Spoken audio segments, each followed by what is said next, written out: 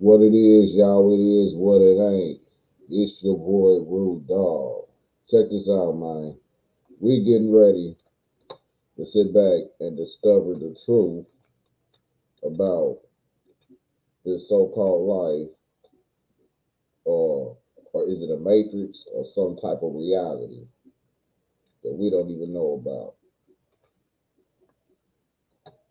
So as I just sit here and get everything situated and ready,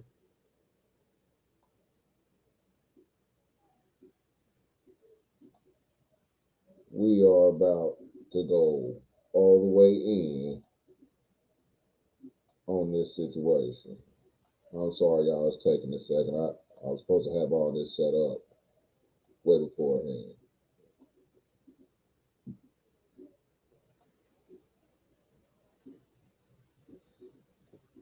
Now, now that all that is set, okay. Now that all that's set, let's go ahead and start on off into it. Sorry, y'all. It's a minute 20 seconds. I'm a little bit late. But anyways, this is an adult channel. Adult things do happen. Adult things do go on. You will hear me smoking. You will hear me talking crazy. You will hear me saying things like, "What's going on?" Hey, yo, and I'm telling you beforehand. Always believe. I'm not telling you don't. I'm just saying have an open mind.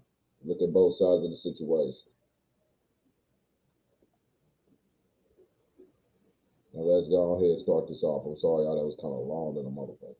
Reality is a simulation, and Jesus knew it, and he tried to warn us, but the church erased it. Sound crazy? Well, then ask yourself this. Have you ever wondered if everything that you see, everything you touch, could be an illusion? A hologram, a simulation, a cosmic deepfake? Well, Jesus already figured this out 2,000 years ago, and what's even wilder is that modern physics is proving him right. See, today, scientists are discovering that matter doesn't even exist, that everything... Now think about that. Think about if matter just didn't exist. Just think about that. Think about that for a second. I know a lot of people ain't gonna watch this, but I'm still putting it out there though. Just think about this. Think about if matter just didn't exist.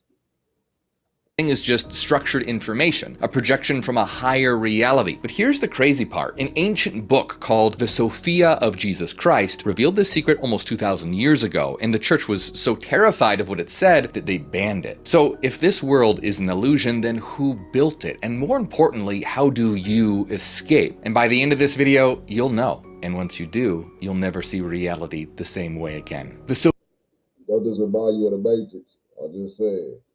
Pay attention to these movies, man. These movies be telling you some shit. Pay attention.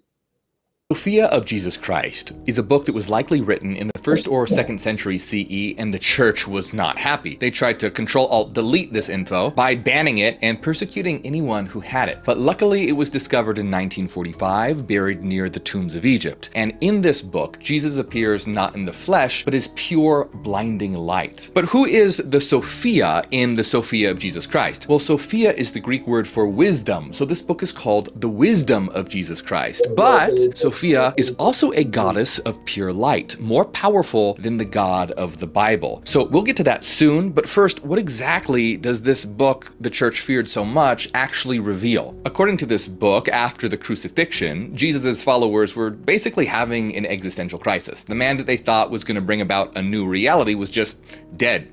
Game over. Or so they thought, because something insane happened. According to the Sophia of Jesus Christ, Jesus returned, but not in the way that anyone was expecting, and he was about to reveal that this world is nothing like what it seems. The text says, "The Savior appeared, not in his previous form, but in the invisible spirit, and his likeness resembles a great angel of light. But his resemblance I must not describe. No mortal flesh could endure it, but only pure, perfect flesh." So this was Jesus 2.0, not as a body, but as light, a light that's so pure the average person couldn't even look at him. So why is this important? Well, he wasn't just trying to make a dramatic entrance. Jesus was showing that he basically hacked his way out of the simulation, because reality, it's not made of matter. He was like Neo, free from the Matrix, and his Right there. You see that?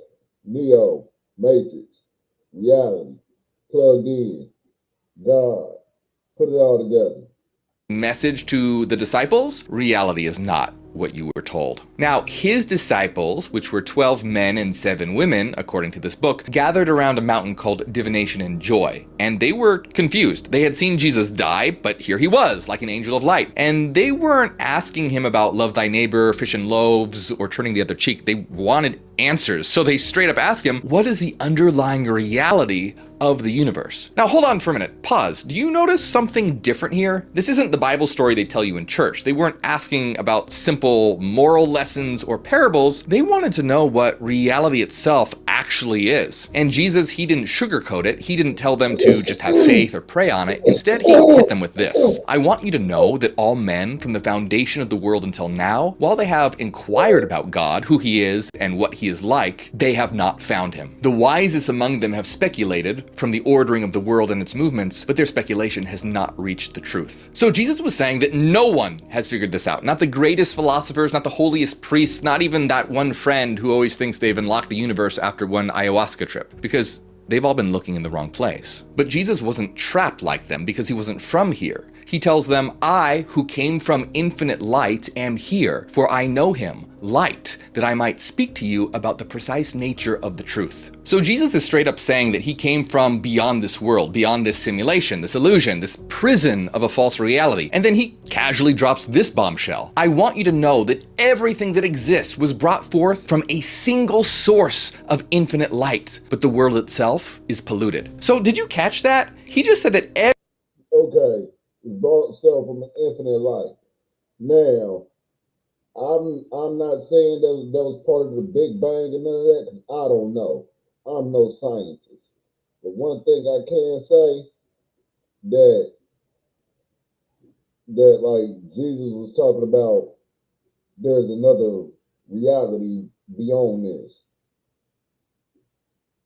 From what I gathered. I'm just saying, I'm no scientist. I'm not saying I know anything. I'm not saying I know it all. I don't. But this is just information I didn't gather because I done studied a whole bunch of different religions, and they all saying the same thing, but they're all not saying that they talk to Jesus personally. They're all saying they was a disciple of Jesus, and this is his teachings. It was weird, man.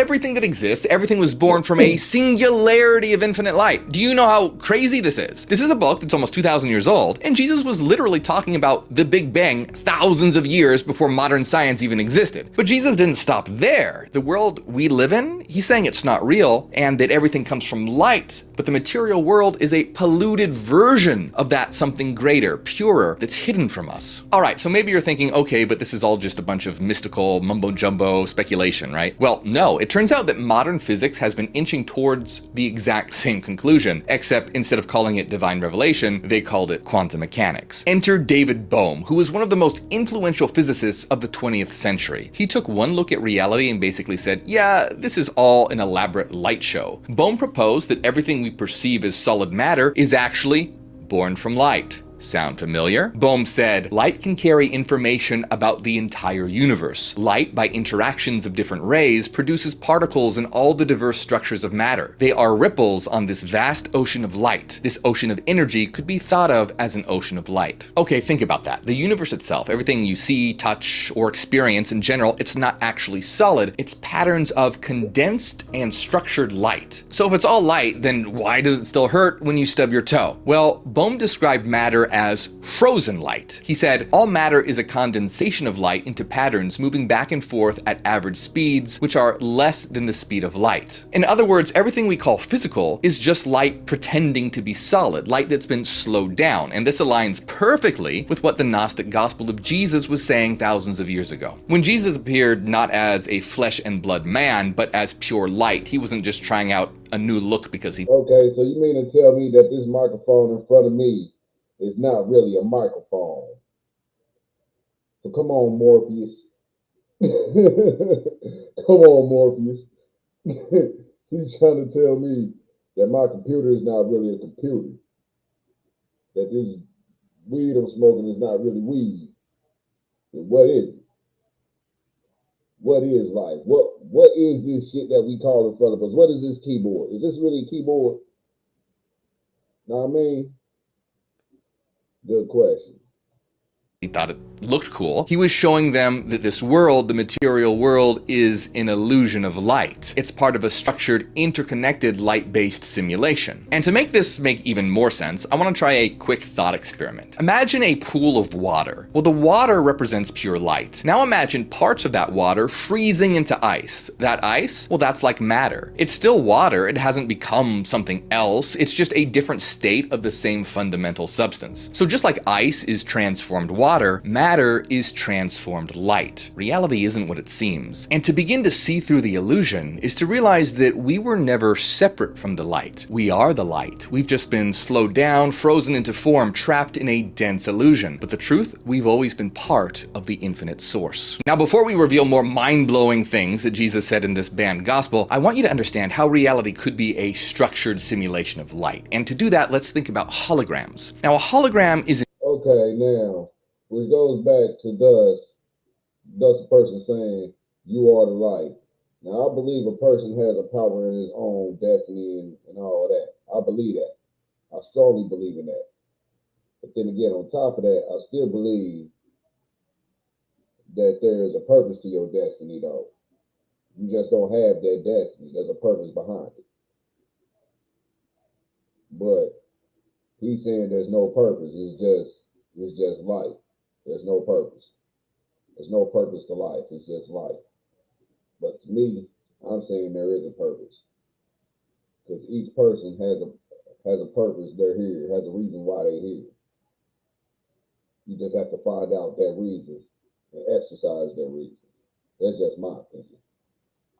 an image that looks real, that looks like it's three-dimensional, but it's actually just structured light. How? Well, it works by manipulating how light waves interact with each other, and it creates an illusion of depth and form. So at its core, a hologram is possible because light behaves like a wave. So when you look at a hologram, your eyes aren't seeing a physical object. Instead, they're seeing a structure of light, and your brain interprets these patterns as three-dimensional form, even though no actual object exists. Now, here's where it gets weird, because the universe is like a giant hologram. What we see as physical is just a reflection of deeper information. In other words, what if physical reality is like a hologram that you can touch and feel? In this Gnostic gospel, Jesus is saying something very similar almost 2,000 years ago. Now, this was not the message the early church wanted people to hear. Jesus was Neo and Morpheus rolled into one. He was standing there basically holding out red pills, trying to break people out of the Matrix. Now, the disciples were still trying to understand what Jesus was revealing. If the world is an illusion, and if everything they've ever known was false, then where was the real truth? And who was God, really? And how could they possibly find him if the wisest people in history weren't able to? Well, Jesus said, "Since no one rules over him, he has no name. For whoever has a name is the creation of another." So Philip, probably rethinking his entire existence, is trying to understand and asks, "Lord, how then did he, the source, appear to the perfect ones?" In other words, if no one has ever seen God, if he has no physical form, if he can't even be named, then how can anyone know him? And by the way, that's why calling this source of reality he is already wrong. But since the text uses it, we'll roll with it for now. But in reality, the true God, the source of divine light, is beyond gender, beyond form, beyond anything we can. Okay, but I understand that. Don't nobody know if God is a him or her. Nobody knows because it wasn't established. But one thing we do know of, he was created. We don't even know if there's a God to begin with, to keep it real. We're just going off of what we was taught our whole life, what we was programmed. Because if you went to church and you was taught this at a young age, you was programming this in your head from jump. Because notice, did nobody have an opposite answer to this? It was just all what the next person was programmed to believe, and they programmed you to believe the same thing. Not the same thing will go in the same path.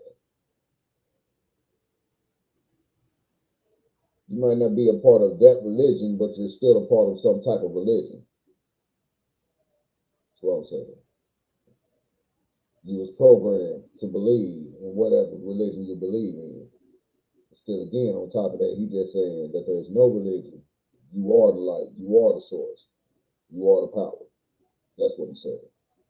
And imagine. So Philip had a good question, and Jesus has a great answer. Before anything is visible, the majesty and the authority are in him, since he embraces the whole of the totalities while nothing embraces him. Everything, the entire universe, every star, every soul, every hidden reality, everything exists within this infinite source, and he exists within us. In other words, the source is in everything. So to begin to understand the invisible realm, the hidden realm, it's about beginning to realize that it's in everything visible, everything out there and inside of you. And then Jesus drops a revelation that science is just now catching up to. For he is all mind, and he is thought, and considering, and reflecting, and rationality, and power. They are equal powers. They are the sources of the totalities. Okay, let's break that down. The universe, it's not made of matter, it's not physical, it's thought, it's pure mind. Now wait, hold up. Didn't we just say reality is light? Now we're saying it's mind? So which is it? Both. Here's the crazy part. Light isn't like anything else in the universe. It moves at the absolute speed limit of reality. Nothing can go faster. And here's where it gets weirder. Photons, particles of light, have no mass. And if we imagine reality from the perspective of a photon, it wouldn't experience space. It wouldn't experience time. In other words, light isn't physical. Light isn't matter. Light is mind. And the true God, he's not a king who rules over others. It's pure mind, pure light. Everything we experience is thought made manifest, light slowed down. Thought and light are actually the same thing. This is a reality of thought, a reality of light, not of matter. Sound crazy? Well, guess what? This aligns perfectly with what some of the greatest minds in physics have discovered. So check this out. This isn't just some mystical woo-woo bullshit. This idea that reality is not made of matter but mind has been sitting right under science's nose for over 100 years. And some of the greatest pioneers of quantum mechanics were basically one step away from quoting the Sophia of Jesus Christ themselves. Meet Max Planck, the physicist who literally founded quantum mechanics. He was expecting to unlock the secrets of matter, but instead, he found out matter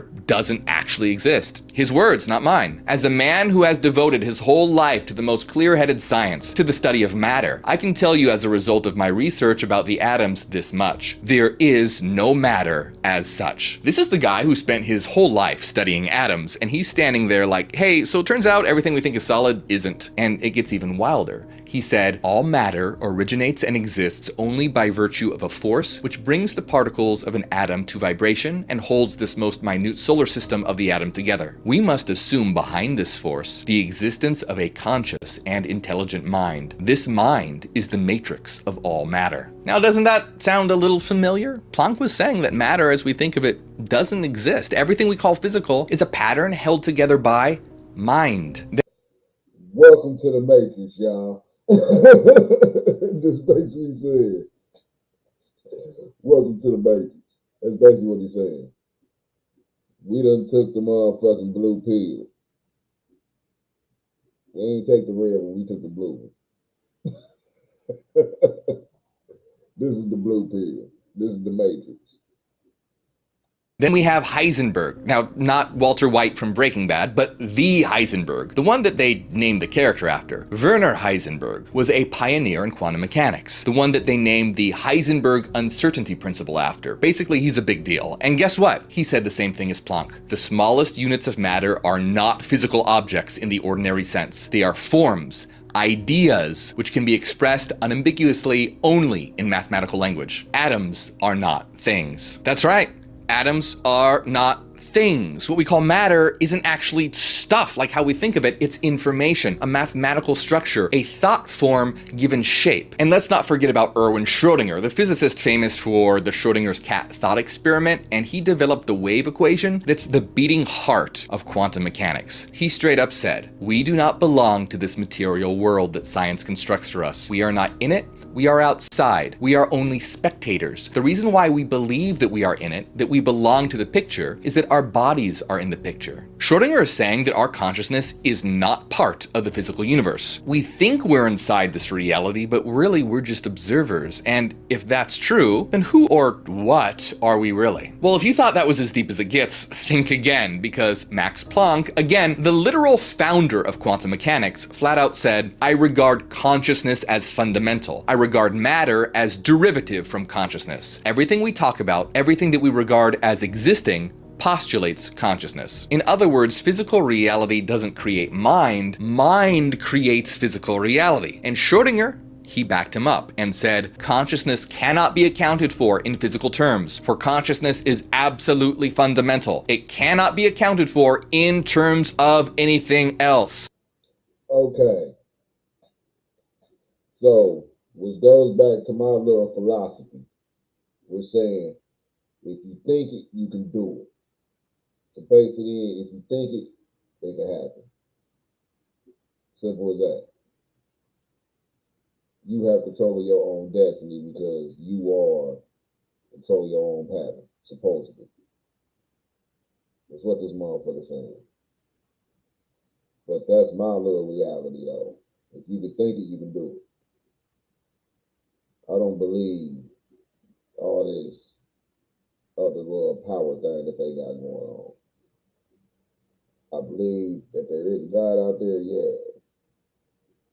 But then again, on top of that, we are in control of our own destiny. I just don't believe the stuff in that book that they throwing at us. I don't believe that. I believe there's a God. I believe that there is a higher power. I don't believe the stuff in that book that they throwing at us. Because as I'm living life, I'm seeing a lot of stuff in that book is not matching up. But that's just my little sin. I can't speak for everybody else. But man, my thing, I believe, I just don't believe that book.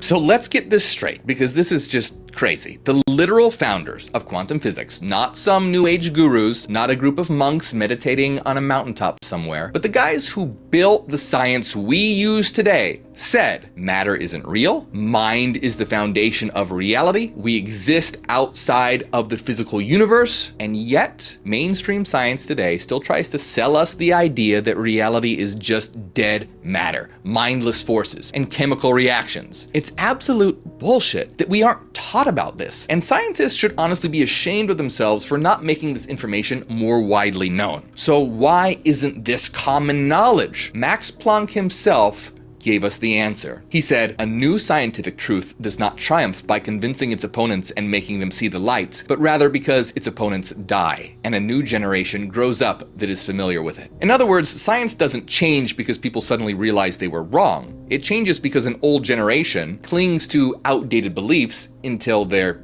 dead, and the new generation just assumes the truth was obvious all along. For almost 2,000 years, Gnostic teachings have said that reality isn't made of matter, it's made of mind and light. Jesus was basically giving a lesson in quantum mechanics thousands of years ago, but his words were erased, because a world that understands this truth is a world that can't be controlled. And remember, what's the first rule for escaping the simulation? Liking and subscribing. Right now. The second rule, keep watching. And if you want the cheat codes to existence, check out my books and downloads.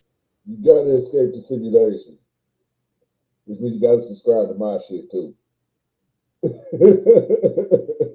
On inner transformation, links are in the description. Okay, but Thomas was still confused, and he spoke up next and said, Lord Savior, why did these come to be? And why were these revealed? In other words, why does anything exist at all? If the true God, the infinite source, is pure mind, pure thought, pure light, well then why would anything separate from it? Why is there a world? Why is there an illusion? Why are we here? And Jesus answered, I came from the infinite that I might tell you all things. Because of his mercy and his love, he wished to bring forth fruit by himself that he might not enjoy his goodness alone. Jesus is saying something huge here. The source, the true God, was alone. Now I want you to imagine this, seriously, for a minute. Imagine that you are the infinite light, the only thing in existence.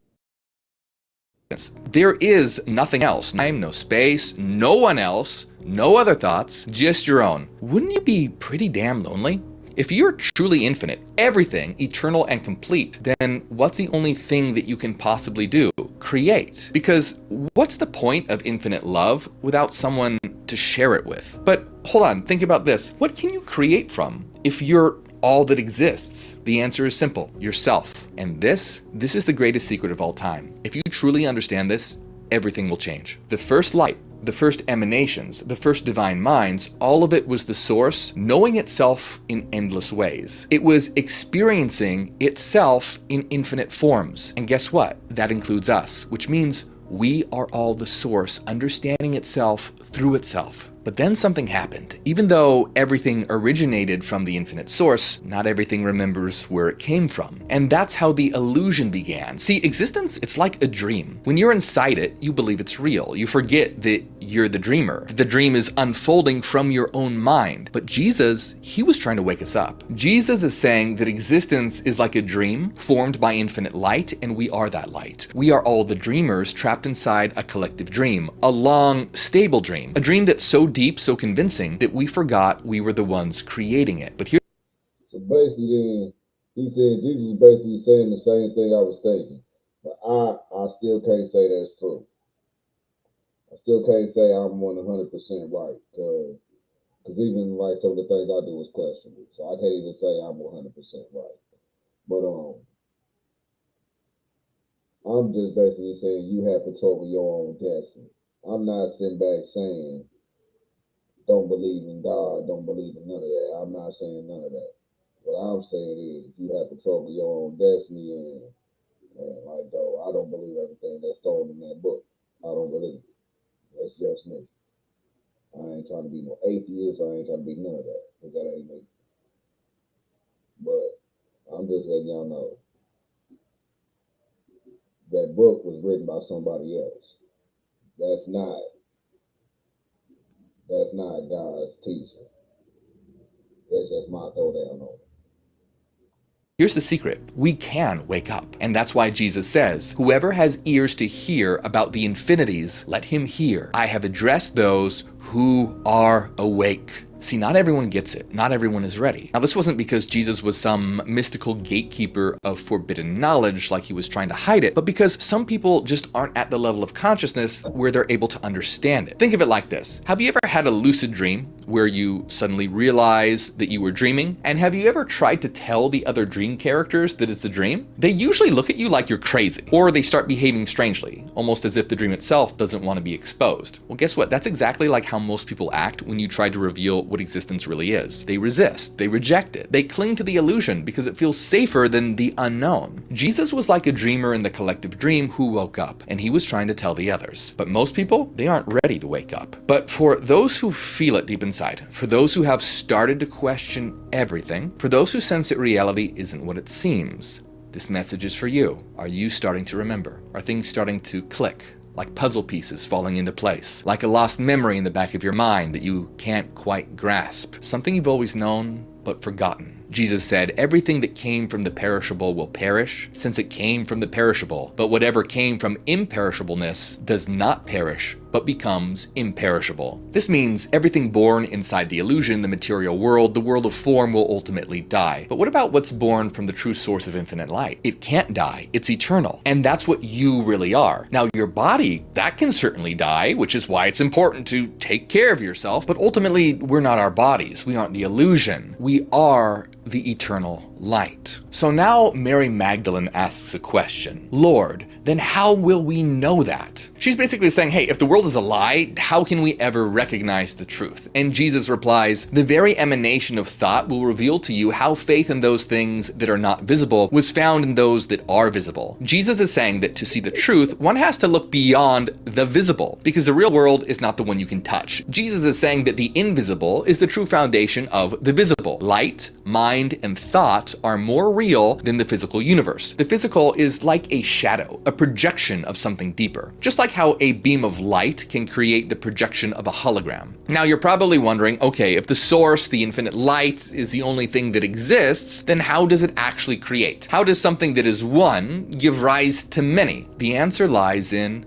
reflection. Jesus said, seeing himself within himself in a mirror, he appeared resembling himself, but his likeness appeared as divine self-Father. Okay, so imagine that you're standing in a hall of mirrors. Each reflection seems like it's separate, but they're actually all copies of the same original source, you. Each one is a perfect duplication, but none of them diminish the original you. Well, this is how light creates. It reflects itself endlessly, but remains whole. This is why Jesus calls it the Self-Father, because it's its own source, its own parent, its own origin. And here's where it gets even crazier. Why? Because this is just like how a hologram works. See, a hologram isn't like a normal picture. If you cut a picture in half, you get two halves of the picture. Each one is incomplete. But guess what? If you cut a hologram in half, something incredible happens. Each half still contains the entire image. Crazy, right? This is because a hologram records the interference pattern of light waves instead of a direct image. No matter how many times you divide a hologram, no matter how many times you cut it into pieces, each piece continues to hold the whole within it. So think about this. This is how we all seem to be separate pieces, but are all God and contained infinity within. This is exactly how the infinite light creates. Each emanation is a reflection of the whole. Each one contains the essence of the source. This is why the Father is also called the Son. And remember, you don't have to use gendered language here. You could say this is why the parent is also the child. Each soul, each being, each spark of consciousness, it's all the same light, just reflected in countless ways. In other words, you're a holographic God. Literally, you are a reflection of the source, containing the whole within you. You just have to remember. And this remembering, it's like putting pieces of a puzzle together until it all starts to click. Do you feel them falling into place right now? Do you have the ears to hear, the eyes to see? See, you listen to too much of this dude. This dude will program the hell out of your ass. You listen to too much of this dude. He will program the shit out of you if you listen to too much of this cat. Yo, this cat will brainwash the fuck out of your ass if you listen to too much of it. Yo, I'm just letting you know. I don't agree with this dude 100%. I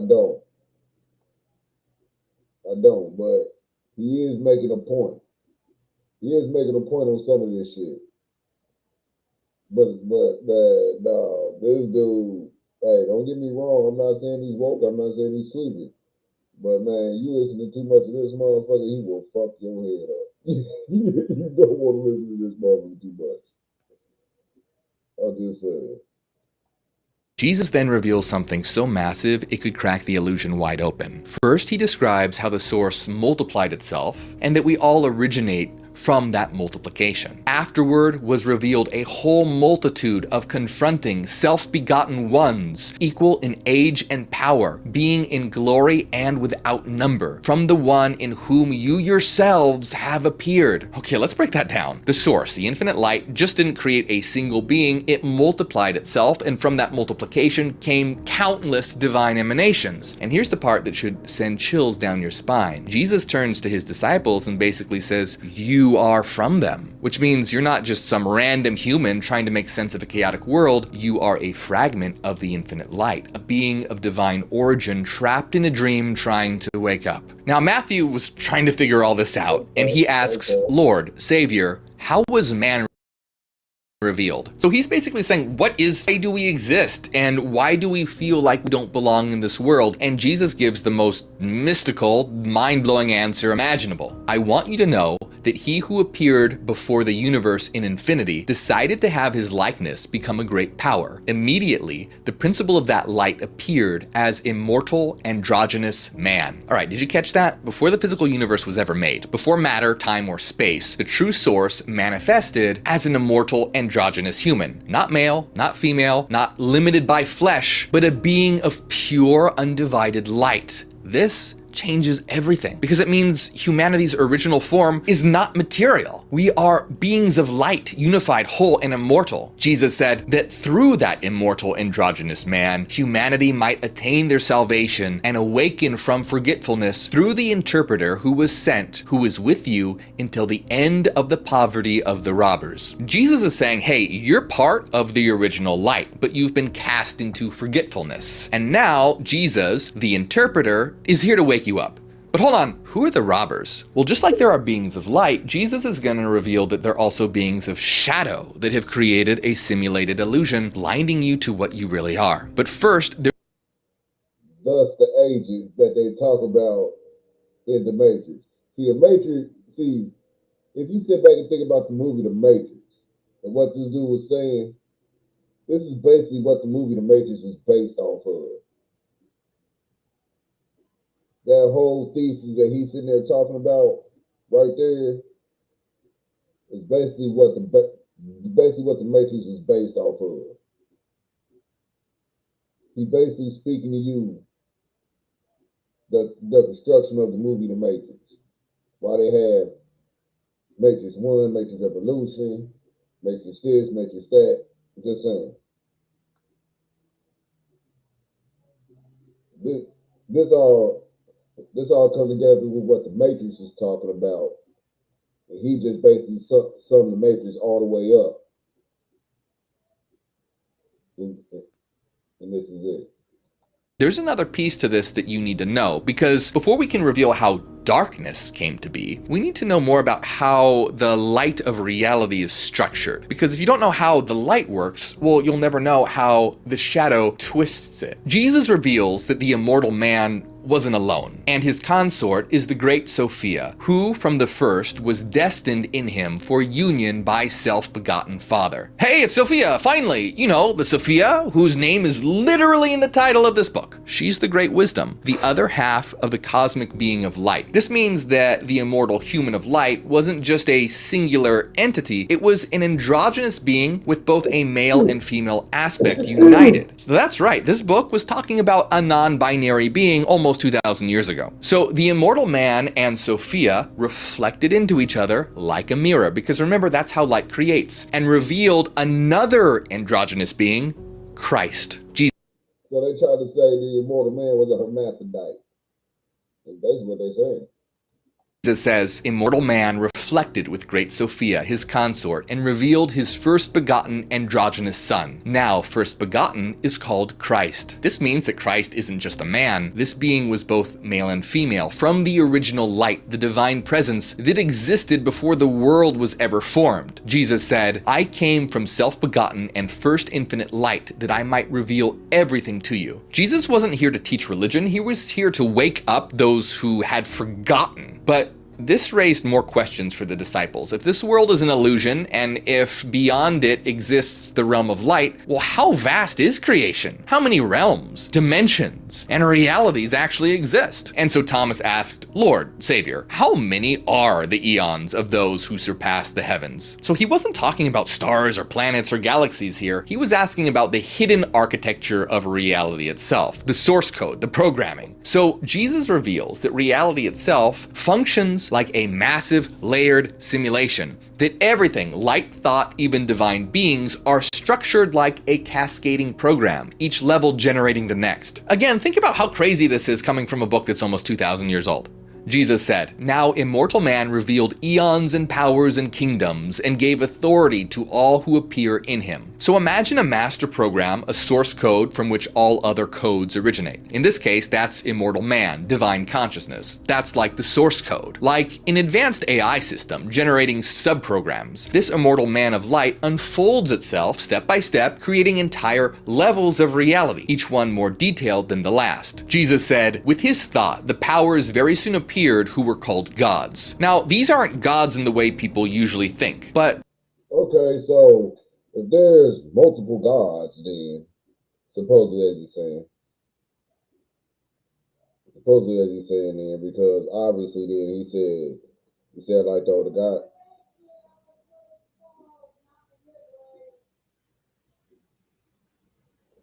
Know what I'm saying?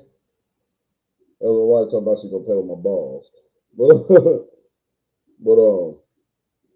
it's basically saying that there's motherfucking more than one. Well, then we about to find out, because we got like 10 more minutes left of this. We about to find out.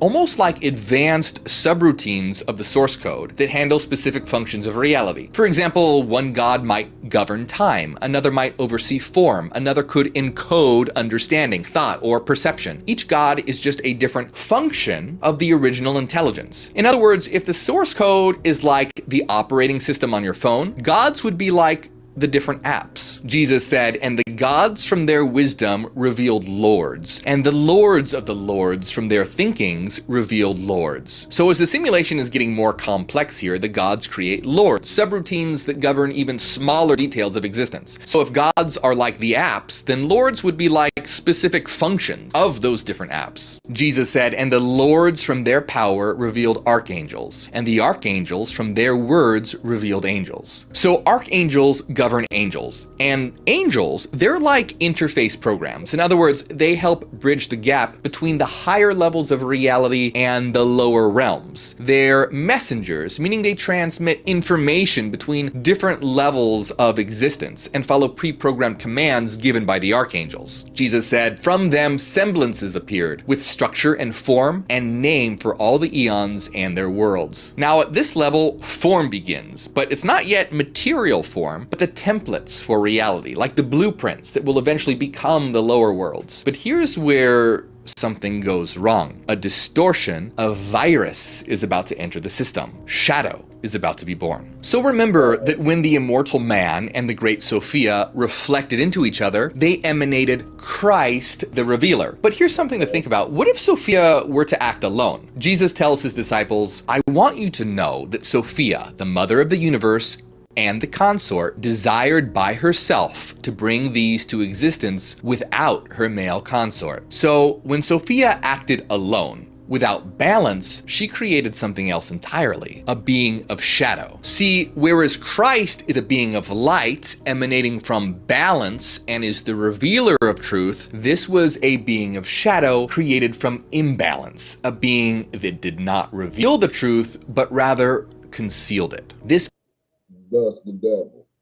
being was known as Yaldabaoth, the false god, the blind creator, the architect of illusion. So where Christ reveals, Yaldabaoth hides. Where Christ brings knowledge, Yaldabaoth spreads ignorance. Where Christ awakens, Yaldabaoth enslaves through forgetfulness. And so the world split into a dualism, one reality built on truth and the other built on illusion, like the difference between the pure programming code and the game reality it generates. Yaldabaoth believed himself to be the one true God. And according to the Gnostics, this being of shadow and lies is none other than the God of the Bible. See, this being looked around and saw only himself because he was... Okay, hold up, pause.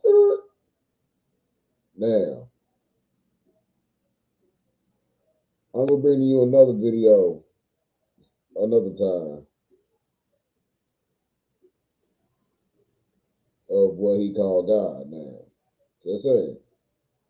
Just saying. But believe what you believe. I'm not saying do not believe. I'm not trying to convert you. I'm not trying to do none of that. Believe what you believe. But yeah, this is dude.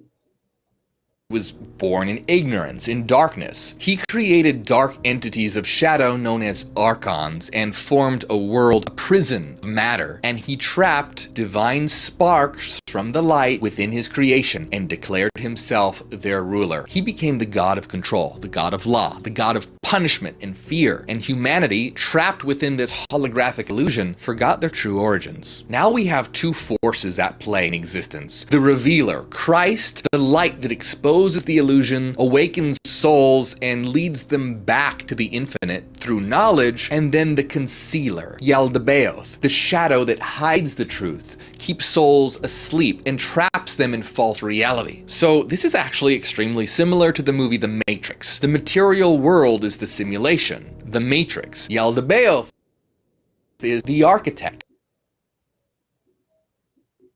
Didn't I call it? Didn't I call it? Let's throw that back at you one more again. Let's throw that back at you one more again. Hold up. Let's throw that back at you one more again. Now, remember when I said the whole thesis of what he talking about? I said it like right here. It's like, I think it's like right here. Probably like right here. I don't know. But yo, I know I said it like somewhere between this area. But yo, he sit there and said, well, I sit there and said that the whole thesis of what he talking about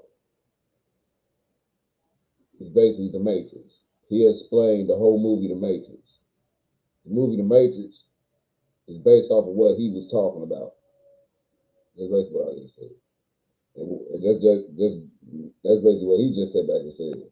Trapped within this holographic illusion, forgot their true origins. Now we have two forces at play in existence. The revealer, Christ, the light that exposes the illusion, awakens souls, and leads them back to the infinite through knowledge, and then the concealer, Yaldabaoth, the shadow that hides the truth, keeps souls asleep, and traps them in false reality. So this is actually extremely similar to the movie The Matrix. The material world is the simulation, the Matrix. Yaldabaoth is the architect, the false god who built the Matrix and convinced everyone that it was real and rules over it like a tyrant. The Archons? They're like the agents, designed to keep us asleep, blind and obedient. And Christ is like Neo, here to crash the system, not through saving people from sin, but by waking everyone up. And once again, if you want me to do a whole video on the Matrix and how Gnosticism relates, let me know in the comments. Now, Mary was starting to understand, and she asked a question that you probably have on your mind too. Hey, this is all well and good, but what the hell do we do about it? She said, Holy Lord, where did your disciples come from? And where are they going? And what should they do here? So Mary wanted to know the purpose of human existence. If they were trapped in a false world, first, how did they get here? And more importantly, how could they escape? When Yaldabaoth created this world of matter and flesh, fragments of light became trapped in it. And so the first humans in physical bodies were born, but they were trapped and their divine origin was erased from their memories. They became slaves to a false world, ruled over by the blind God. This is why people feel lost and disconnected, like something's missing, because they're not from here. They are exiles from the world of light. We're gods trapped in matter. Jesus said, and you were sent by the Son, who was sent that you might receive light and remove yourselves from the forgetfulness of the Archons. In other words, when you receive the light of knowledge, the ignorance will lift. You'll see through the illusion and remember what you really are. Jesus then goes on to describe how he's going to spread knowledge to crash the system. He said, I have broken the gates of the pitiless ones in their presence. I have humiliated their malicious intent, and they all have been shamed. Through knowledge, the false rulers, the blind creators, the Archons. So basically, God, Jesus himself, as you just sit there and heard, is basically sitting there telling you that the Bible is a bunch of bullshit. That he didn't write that.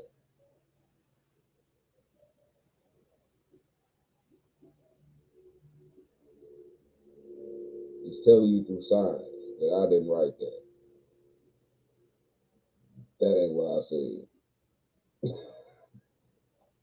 They were exposed and their lives were collapsing. Their kingdom of control and illusion was cracking. And now those who were ready to wake up would return to the infinite. Jesus said, I have given you authority over all things as sons of light, that you might tread upon their power with your feet. Jesus wasn't saying to follow him as a master or to worship him as a god or to obey him like some kind of king. He was saying the opposite. He was telling them that they too were divine, that they were sons of light, that they had power over all things. The Archons who enslaved souls for thousands of years, they were nothing. Their power was broken, and those who understood the truth would walk free. Now there's something we have to understand here. These are metaphors, allegories. It's a language designed to point us toward something deeper. We don't even know if Jesus actually existed. Maybe he did, maybe he didn't, but that doesn't change the fact that these words, whoever said them, are incredibly close to describing reality in ways that modern science is only just beginning to catch up with. And it goes deeper. These words don't just describe reality, they describe us, our minds. See, all these beings, the gods, the lords, the archangels, the emanations, these aren't cosmic figures floating around somewhere in some distant spiritual realm. They represent programs within us. So reality is like a structured simulation, but the entire structure exists inside you. Remember that in a hologram, the information of the entire structure is in every part? So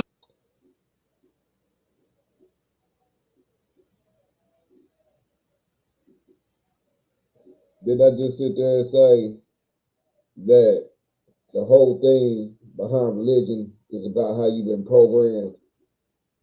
Didn't I just sit there and say that the whole thing behind religion is how you've been programmed from another person that's been programmed by another person their ideas on what religion is. That's why you have so many gods and all that. I just said that. I just said that. I just said it. So the same source code that created the universe is embedded within your mind. And just like in any system, there are different functions operating within you, shaping your perception, your awareness, your ability to wake up. So what do these divine figures actually mean? See, Jesus wasn't just some figure or some external savior figure you're meant to worship. What Jesus represents is the revealer within you, the force inside of you that drives you to search for truth. It's that nagging feeling that reality isn't what it seems. It's the urge to question, to dig deeper, to wake up. It's that voice inside of you that knows something isn't right, that refuses to accept the illusion. It's your higher self, shaking you, shouting, trying to get you to remember. And what about Sophia? Well, she's not just some divine mother figure, she's wisdom itself. In other words, Sophia, she's truth within you waiting to be discovered. The more you seek, the more you uncover Sophia. She's the hidden knowledge that you need to reclaim. And then we have the immortal man, Sophia's consort. This being represents truth that's fully understood and integrated. It's what happens when Sophia, or wisdom, isn't just something you know, but something you actualize. It's awakening to a actual higher level of consciousness. So, first, you question. That's the Christ function, the revealer. Then you discover what's inside, the Sophia function, the wisdom within. Then you reach a higher level of consciousness, the immortal human, the wisdom within integrated into higher consciousness. This is the process of awakening. It's about understanding how to hack and access your own code. It's not about following a religion. It's about following the codes written in your soul. The truth is inside you. The question is, are you going to become the programmer of your own mind, or are you going to let someone else write your code for you? The archons, these so-called rulers, they aren't literal beings.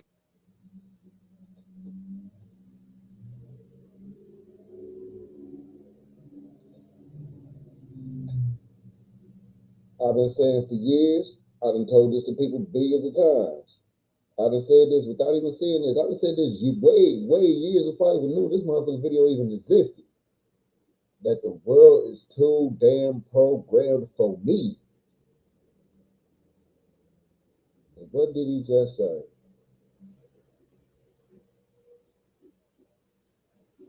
That will you be programmed or will you find the truth?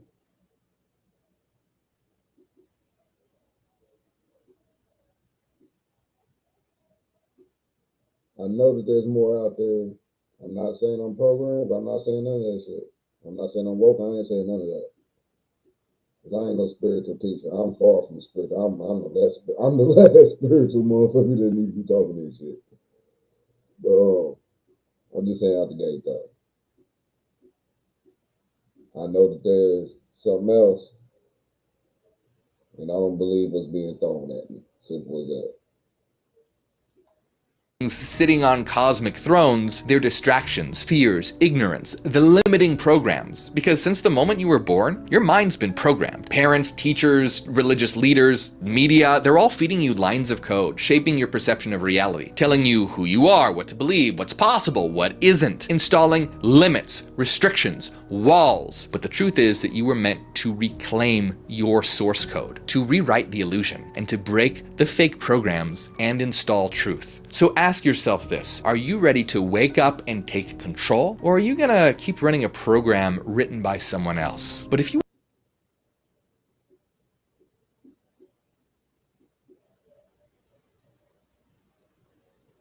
Why is this nigga saying the same shit I'm saying? Why is this motherfucker saying the same shit I'm saying? Why? I didn't even see this video. Why? want to know just how far Jesus went to help others break out of the illusion, watch my video on the secret magic of Jesus Christ. It'll blow your mind. Know what I'm saying? And I ain't even trying to get gospel on you. But yo, I gotta go to bed, get ready for work. I I got one more small video before I go. Holla at you.